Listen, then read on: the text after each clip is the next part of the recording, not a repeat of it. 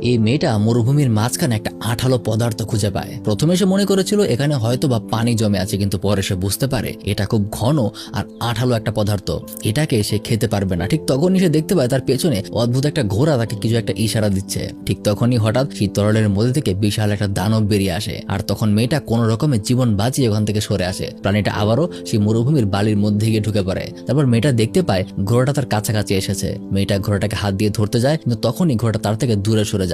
ঘোড়াটা ধীরে ধীরে মরুভূমির নির্দিষ্ট একটা দিকে দৌড়াতে শুরু করে, তাই মেয়েটাও তাকে ফলো করে। কিন্তু একসময় মেয়েটা সেই ঘোড়াটাকে হারিয়ে ফেলে, আর সে দেখতে পায় তার সামনে বিশাল বড় একটা মরুভূমির ঝড় এগিয়ে আসছে। তখন খুব কষ্টে মেয়েটা ঝড়ের মোকাবেলা করে, আর ঝড় পার হয়ে গেলে মরুভূমির একটা পাথরের মধ্যে সে কিছু পাখির ডিম খুঁজে পায়। সে পেট ভরে ডিমগুলো খেয়ে আবার শক্তি জুগিয়ে নেয়। কিন্তু হঠাৎ করে এরকম কাঁচা খাবার খাওয়ার ফলে একসময় তার মাথা ঘুরতে শুরু করে, আর তারপর সে যখন নিজের জ্ঞান হারাতে ধরে ঠিক সেই মুহূর্তে ওই ঘোড়াটাকে সে আবারও দেখতে পায়। ঘোড়াটা যেন তাকে কিছু একটা বলতে চাইছে, তাই মেয়েটা আবারও নিজের শরীরের শেষ শক্তিটুকু কাজে লাগিয়ে ঘোড়াটার দিকে এগুতে শুরু করে। মনে হচ্ছে এবার ঘোড়াটা তাকে সাহায্য করতে চায়, কারণ মেয়েটা গত বিশাল একটা সময় ধরে পানি খায়নি, তাই মেয়েটাও ঘোড়ার পিছু করতে শুরু করে। আর এক জায়গায় ঘোড়াটা তাকে মাটির দিকে ইশারা দিয়ে কিছু একটা বোঝাতে চায়। মেয়েটা যখন ওই মাটিতে একটু খুঁড়তে শুরু করে, তখন সেখান থেকে পানির ফোয়ারা বের হয়ে আসে। মেয়েটা তখন মন ভরে পানি খেয়ে নেয়, আর ঘোড়াটাকেও পানি খেতে দেয়, যার কারণে দুজনেই নিজেদের শক্তি ফিরে পায়। আর যেহেতু ঘোড়াটা এখনো বেঁচে আছে, তার মানে এই মরুভূমি থেকে বের হওয়ার রাস্তা সে জানে। আর মেয়েটাও এবার ঘোড়াটাকে বিশ্বাস করে তার পিছনে পিছনে এগুতে থাকে।